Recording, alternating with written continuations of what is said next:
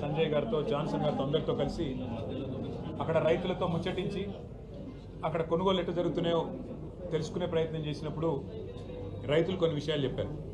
ఒకటి, ఈ సంవత్సరం వర్షాలు పెద్ద ఎత్తున పడ్డాయి ఆదిలాబాద్, కాబట్టి చాలా చోట్ల పంట నష్టం జరిగింది, చాలా చోట్ల తక్కువ దిగుబడి వచ్చింది. ఆ వచ్చిందే తక్కువ అంటే మీదికెళ్ళి మళ్ళీ ఇప్పుడు సోయా రంగు మారిందని చెప్పి కొంటలేరు, చెడిపోయిందని చెప్పి నిబంధనలు పెట్టి ఇబ్బంది పెడుతున్నారు, 7 క్వింటాల్ అని చెప్పి కటింగ్ పెడుతున్నారు. దయచేసి మా కోసం కొట్లాడండి అని సోయా రైతులు వారు బాధపడుతూ ఉన్నారు. అక్కడి నుంచి బయలుదేరి ఆదిలాబాద్ మార్కెట్ యార్డుకు వచ్చి మరి ఇక్కడ పత్తి రైతులతో సమావేశమైందామంటే మరి ప్రభుత్వం ఏమనుకున్నదో ఏందో కానీ ఇవాళ మొత్తం మార్కెటే బంద్ పెట్టింది. ఇక్కడ అసలు మొత్తం మార్కెట్ బంద్ పెట్టి పత్తి రైతును సోయా రైతును మాకు కలవకుండా చేసే ప్రయత్నం, మమ్మల్ని మాట్లాడనీయకుండా చేసే ప్రయత్నం ప్రభుత్వం చేసింది.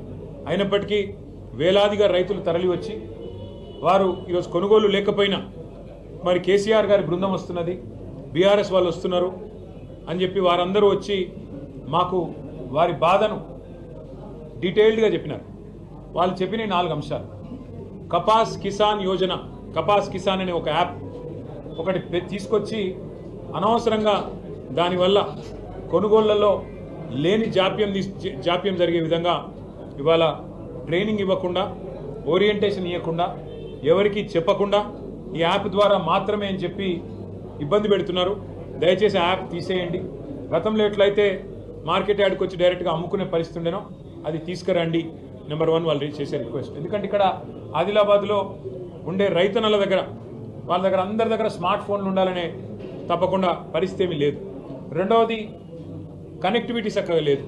కాబట్టి మరి ఇంకోటి మూడవది ట్రైనింగ్ లేదు. దానివల్ల నష్టమే తప్ప లాభం లేదు. ప్రతి సంవత్సరం ఈ పాటికి 5 లక్షల క్వింటాలు కొనేటోళ్ళు ఈసారి కేవలం 1,00,000 క్వింటాలు కూడా కొనలేదు అనే మాట వారు చెప్తా ఉన్నారు రైతులు. దాన్ని దయచేసి తీసేయాలి. గతంలో చేసినట్టుగానే మరి పాత పద్ధతిలోనే కొనుగోలు చేయాలనేది మా నెంబర్ 1 డిమాండ్. ఎందుకంటే రైతులకు ట్రైనింగ్ ఇవ్వండి. కావాలంటే వచ్చే సంవత్సరం పెట్టాలంటే ఒక ముందునే 2-3 నెలల నుంచి ట్రైనింగ్ ఇవ్వండి. అందరినీ ముందే ఆ ఓరియంటేషన్లకు తీసుకురండి. అప్పుడు మీరు కావాలంటే పెట్టుకోండి. రెండవ మాట వారు చెప్పింది, ఈసారి ఆదిలాబాద్లో పెద్ద ఎత్తున వర్షపాతం పడ్డది, అధిక వర్షపాతం నమోదైంది. దాంతోపాటు ఆదిలాబాద్ జిల్లా అంటేనే మనకు దక్షిణ కాశ్మీర్ లాంటి జిల్లా, ఇది అద్భుతమైన జిల్లా. చలి కూడా ఎక్కువ ఉంటుంది ఇక్కడ. ఈరోజు నవంబర్ 18 నాడు మరి లోయెస్ట్ టెంపరేచర్ ఎంత ఉంది అంటే 6 డిగ్రీలు ఆదిలాబాద్లో ఉన్నది. మరి 6 డిగ్రీలు ఉండి అధిక వర్షపాతం అయితే నల్లరేగడి నీళ్ళల్లో పండించే పత్తిలో తేమ శాతం ఉండదా? ఖచ్చితంగా ఉంటుంది. కేసీఆర్ గారి ప్రభుత్వం ఉన్నప్పుడు తెలంగాణలో ఆనాడు 20% ఉన్న తేమ 22% ఉన్న ఇదే సీసీఐతో మేము కొనిపించినాం.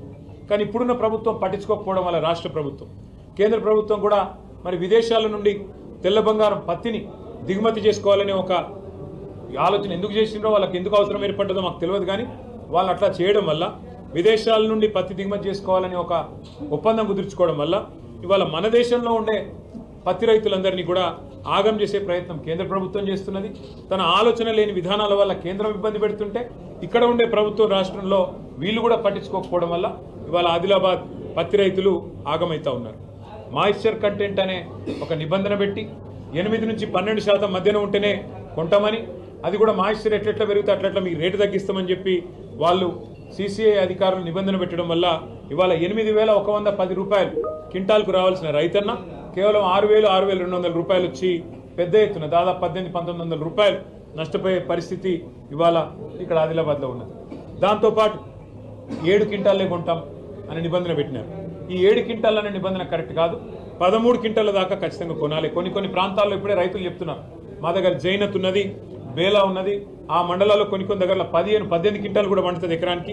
అట్లాంటప్పుడు మీరు 7 క్వింటాలు కొంటే మిగతాది ఎక్కడ తీసుకుపోవాలి అని వాపోతున్నారు, ఇబ్బంది పడుతూ ఉన్నారు. నిజంగా ఆదిలాబాద్లోని పత్తి రైతుల పరిస్థితి, సోయా రైతుల పరిస్థితి ఎట్లుందంటే అమ్మబోతే అడవి, కొనబోతే కొరివి అన్నట్టున్నది. ఎందుకంటే ప్రభుత్వం కొంటలేదు, సీసీఐ వాళ్ళు తేమ శాతం నిబంధన బట్టి సతాయిస్తున్నారు. మరి మేము ప్రైవేట్ వాళ్ళకి అమ్ముకుందామంటే ఇలా ప్రైవేట్ వాళ్ళు కూడా మీ నిష్క్రియాపరత్వం వల్ల, మీ చాతగాంతనం వల్ల మొత్తం మిల్లులు మూతపెట్టినారు, నిరవధిక స్ట్రైక్ పోయినారు. అంటే ప్రైవేట్లు అమ్ముకోరాదు, ఇక్కడ సీసీఐ వాళ్ళు కొనరు. ఏం చేయాలి రైతులు? ఆఖరికి 2 రైతులు తమ ఇంట్లో పత్తి నిల్వ పెట్టుకున్నారు, మార్కెట్లో రేట్ వచ్చినప్పుడు అమ్ముకుంటాను. ఆయనతో అది ఫైర్ యాక్సిడెంట్లో 56 క్వింటాల్ ఒకడే ఒక్క రైతు మొత్తం నష్టపోయినాడు. అట్లాగే రోడ్డు మీద ఎండబెట్టుకుంటే ఆ తేమ శాతం పోవాలి, ఎండ వచ్చినప్పుడు మరి రోడ్డు మీద ఎండబెట్టుకుందాం అనుకుంటే అక్కడ కూడా యాక్సిడెంట్లు, అక్కడ కూడా మరి అగ్ని ప్రమాదాల వల్ల అట్లా కూడా నష్టపోతూ ఉన్నారు. ప్రభుత్వాన్ని మేము చేసే డిమాండ్ మొదటిది, మీరు పిఎం ఫసల్ బీమా యోజన అన్నారు, ఇన్పుట్ సబ్సిడీ అన్నారు, అట్లాగే నష్టం జరిగిన కాడ, పంటల నష్టం జరిగిన కాడ అధిక వర్షపాతం వల్ల ఎకరానికి 20,000 ఇస్తామని చెప్పి మాట ఇచ్చినారు. ఇందులో ఏ ఒక్కటి కూడా అమలు కాలేదు. ఫసల్ బీమా యోజన ఏమైందో ఈ రాష్ట్రంలో ఎవరికి తెలియదు. మీరు గతంలో ప్రకటించిన ఎకరానికి 20,000 ఖమ్మంలో అధిక వర్షపాతం వల్ల నష్టపోయిన రైతులకు వాళ్ళకి ఇప్పటిదాకా ఇవ్వలేదు.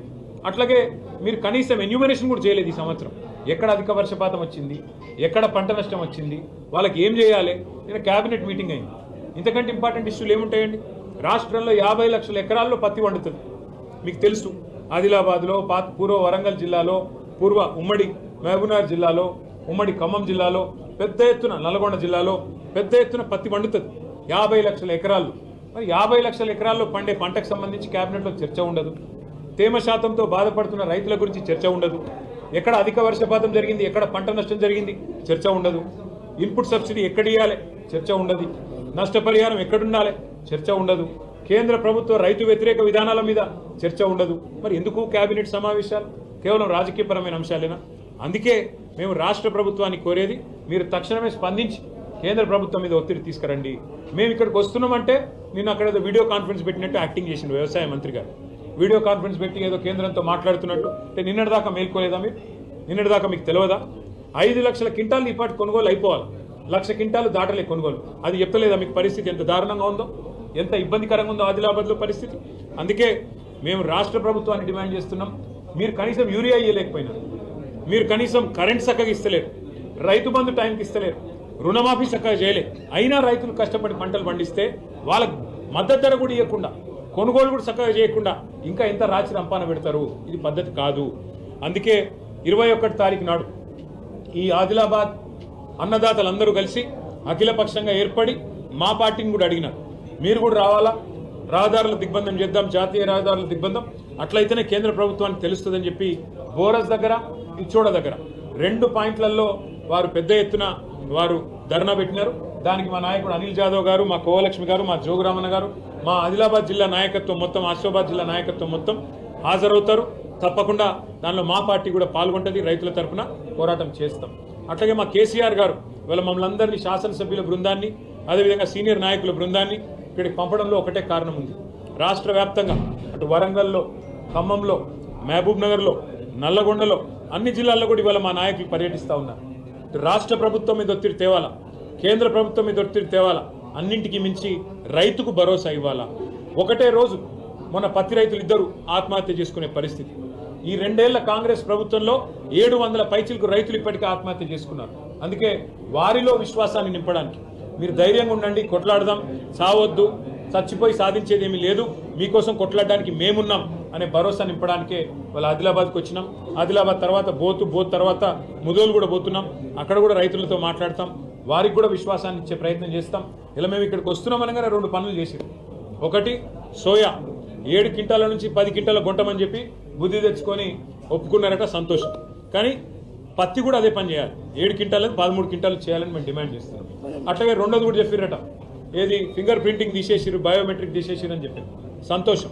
చాలామంది పెద్ద మనుషులకు ఫింగర్ ప్రింట్స్ పోతాయి, కూలి పని చేసుకుంటోళ్లకు, కష్టపడి పని చేసేటోళ్లకు, వాళ్ళకు పెద్ద వయసులో ఫింగర్ ప్రింట్సే పని చేయాయి. కాళ్ళ నొప్పులు, కీళ్ళ నొప్పులు ఉంటాయి. కావాలంటే ఆధార్ కార్డు చూసుకోండి, కావాలంటే రేషన్ కార్డు చూడండి, చూసి ఏ కుటుంబ సభ్యుడు వచ్చినా బిడ్డనో కొడుకో తీసుకొస్తే ధాన్యం కొనుగోలు చేయండి. ఈ పనికిమాల నిబంధనలు తీసేయండి, రైతులను ఇబ్బంది పెట్టవద్దు అని మళ్ళొక్కసారి రాష్ట్ర ప్రభుత్వానికి, కేంద్ర ప్రభుత్వానికి చెబుతూ CCI అధికారులను కూడా కలిసి వారికి చెప్పాం, వివరంగా సమస్య మొత్తం చెప్పాం. సార్ మా పరిధిలో ఏమి ఉండదు, మేము మినిస్ట్రీకి చెప్తాము, పెద్దవాళ్ళకి చెప్తామన్నారు. అందుకే బీజేపీని కూడా మేము అడుగుతున్నాం, ఇక్కడ ఉన్న ఎంపీని, ఇక్కడ ఉన్న ఎమ్మెల్యేని కూడా మేము అడుగుతున్నాం. మీ ప్రభుత్వం ఉంది కేంద్రంలో, అల్టిమేట్గా ఇది రాజకీయపరమైన నిర్ణయం, రైతులకు చేయాలా అనేది విధానపరమైన నిర్ణయం అవుతుంది. మీరు కేంద్రం మీద ఒత్తిడి తెండి, కావాలంటే అఖిలపక్షం పోదామంటే మేము కూడా వస్తాం, కలిసి వద్దాం, కలిసిపోదాం. రైతుల విషయంలో రాజకీయం అవసరం లేదు. కేంద్ర ప్రభుత్వం కూడా తప్పకుండా స్పందించాలి, ఇక్కడ ఉన్న ఎమ్మెల్యే, ఎంపీ కూడా స్పందించాలి. ఇదివరకు మీరు ఆదిలాబాద్లో మాట ఇచ్చారు, CCI తెరిపిస్తామన్నారు, సిమెంట్ కార్పొరేషన్ ఆఫ్ ఇండియా, అది కూడా తెరిపియలే. ఇప్పుడు CCI, ఇంకో CCI, cotton corporation of India, దాన్ని కూడా చక్కగా పనిచేయనిస్తలేరు.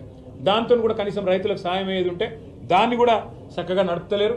ఆ పరిస్థితిని పట్టించుకోవాలా పార్లమెంటులో అట్లాగే కేంద్ర ప్రభుత్వంలో అఖిల పక్షాన్ని తీసుకొని పోయి అయినా సరే రైతుల తరఫున నిలబడాలని చెప్పి బీజేపీ ఎంపీ గారిని ఎమ్మెల్యే గారిని కూడా కోరుతున్నాం. ఇక్కడ ఉండే ఇద్దరు కేంద్ర మంత్రులు కూడా కిషన్ రెడ్డి బండి సంజయ్ గారు ఇద్దరు స్పందించాలని చెప్పి కూడా వారిని కూడా డిమాండ్ చేస్తూ 21 నాడు జరిగే ధర్నాను పెద్ద ఎత్తున ఆదిలాబాద్ రైతన్నలందరూ కూడా పాల్గొని విజయవంతం చేయాలి. మా బీఆర్ఎస్ శ్రేణులు కూడా అందులో పాల్గొనాలని చెప్పి కూడా వారికి కూడా పిలుపునిస్తూ సహకరించిన మీడియా కూడా ఇవాళ మీకు కూడా ఇబ్బంది అయింది అక్కడ నేను చూసినా మీరు కూడా సహకరించి చాలా మరి ఇంత చలిలో కూడా మరి సహకరించినందుకు మీడియా కూడా హృదయపూర్వకంగా